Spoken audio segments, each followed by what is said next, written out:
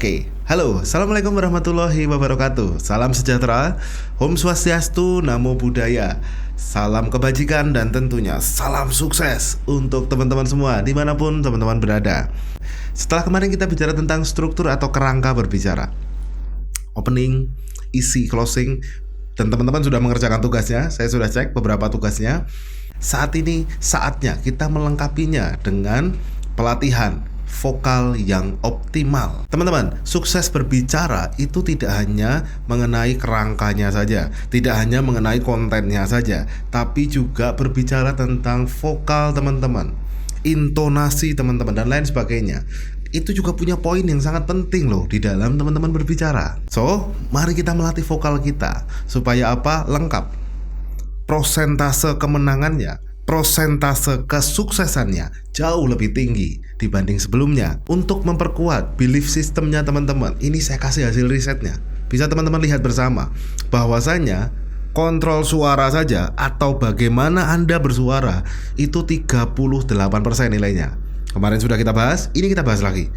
Saya ingin teman-teman benar-benar firm, yakin tentang ini, bahwa oh iya, kalau saya bersuara dengan tidak maksimal, saya akan kehilangan 38% poin dari seluruh isi pembicaraan saya.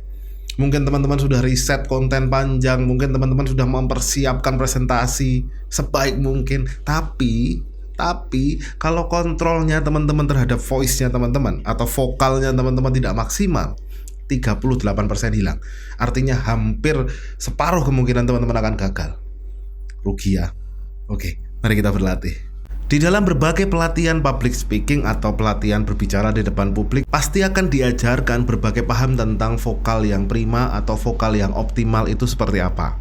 Nah, mari kita bahas satu persatu. Ini ada beberapa data yang saya kumpulkan dari berbagai pelatihan public speaking yang saya ikuti. Kira-kira apa saja sih yang membuat seseorang itu dikatakan bahwa vokalnya optimal, vokalnya prima. Nada, bunyi vokal bagus, enak didengar, bersih dan jelas. Artinya firm ya, jelas begitu. Yang kedua, memiliki power dalam permainan emosi. Jadi penekanan-penekanan itu ya. Kemudian terampil dalam melakukan permainan volume. Sometimes kadang harus pelan untuk memberi keyakinan ke orang. Kemudian dapat memperdengarkan artikulasi dengan penuh gaya, ekspresif, tidak kesleo lidah, tidak cadel, semua lancar begitu contohnya.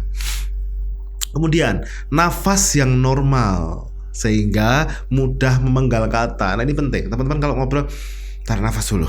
Oke, kita lanjutkan Bapak Ibu. Misalkan seperti itu.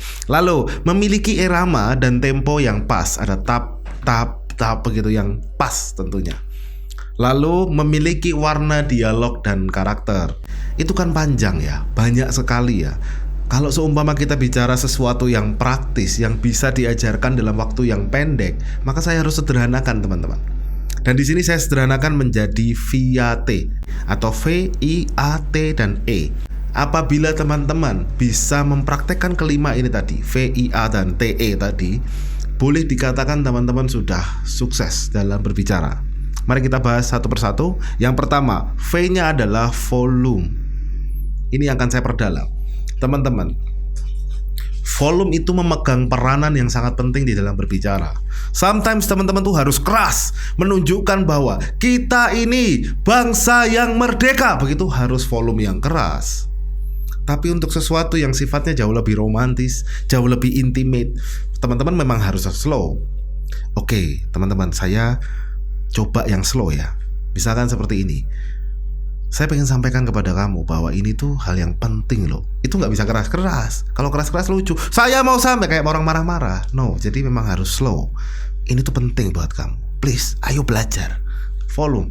Teman-teman, mari kita latihan teman-teman. Pada saat berbicara sometimes harus keras, sometimes harus mantap, sometimes harus pelan.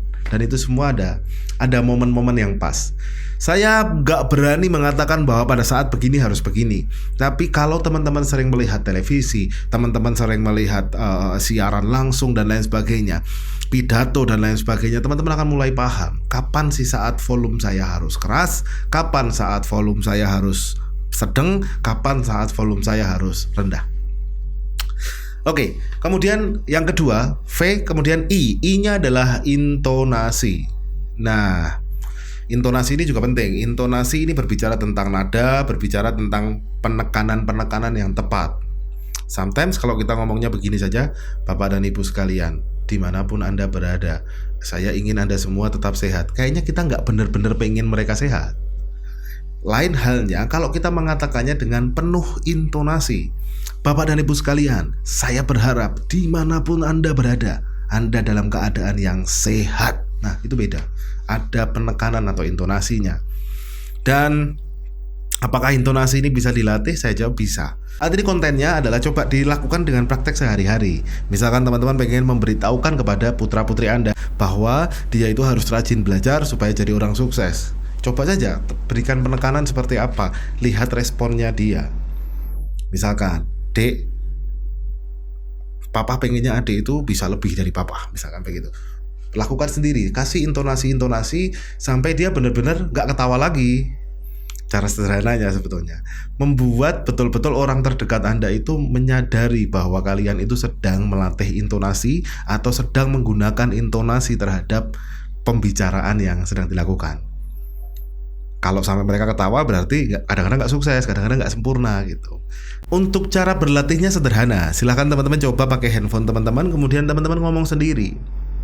Sekaligus belajar yang kemarin, self-hypnosis, menyampaikan ke diri sendiri, pakainya pakai handphone. Teman-teman ngomong ke handphone teman-teman dan direkam, kemudian ngomong, saya tidak punya hambatan dalam berbicara. Saya adalah orang yang berani. Saya tidak takut. Nah, berikan intonasi di situ.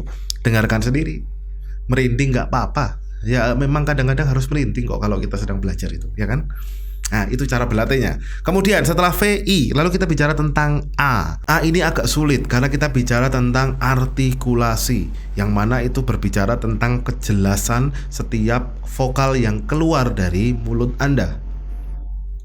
Artinya pada saat kita berbicara tentang diferensiasi, maka orang lain harus bisa menulisnya diferensiasi.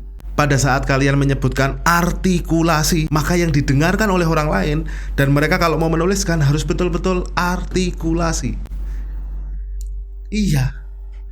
Padahal memang banyak kata-kata yang sulit untuk kita perjelas artikulasinya. Cuman bayangkan apabila orang mendengarkan Anda dan dia nggak benar-benar menangkap kata-kata Anda, apa ya dia bisa benar-benar paham? Apa ya dia akan paham? Ya enggak lah. Maka mari coba kita perjelas kata-kata kita. Mari kita perjelas artikulasi kita. Ini juga ada cara berlatihnya teman-teman. Caranya sederhana. Perlambat Anda berbicara untuk kata-kata yang sulit. Semisal klasifikasi, buat jadi lebih lambat, buat jadi lebih pelan. Sekaligus berikan intonasi ke situ. Supaya apa? Kalau kata sulit ya sekaligus kata-kata itu menjadi penekanan teman-teman. Ya, misalkan begini teman-teman. Kita akan coba mengatakan seperti ini ke teman kita. Hei kamu, hati-hati kalau teman-teman itu sedang memodifikasi kendaraan Anda. Karena salah-salah justru bisa rusak dan berbahaya untuk keselamatanmu. Nah, misalkan seperti itu. Jadi kalian bisa menggunakan kata-kata yang sulit tadi, yang biasanya kata-kata serapan, itu menjadi mudah karena diperlambat. Supaya apa? Jelas. Artikulasi jelas. Kemudian yang berikutnya adalah tempo. Jadi tempo teman-teman berbicara tentang cepat dan lambat serta pemenggalan. Jadi kita bicara tentang seberapa cepat, seberapa lambat, dan kapan harus dipenggal untuk berbicaranya. Karena begini, dalam suatu pembicaraan yang paling penting itu bukan satu pihak mendominasi. Tidak. Sometimes kalau itu memang bukan sifatnya pidato, mesti ada feedback juga. Oke? Karena kita bicara feedback, maka kalau kita ngomong ya orang nggak nangkap lah, nggak bisa ngebales juga, nggak ada feedback.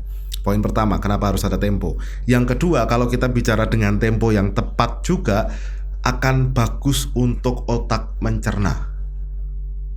Iya, jadi kadang-kadang perlu pelan, kadang-kadang perlu cepat, kadang-kadang slow biar dia masuk. Why? Supaya apa? Bisa dicerna.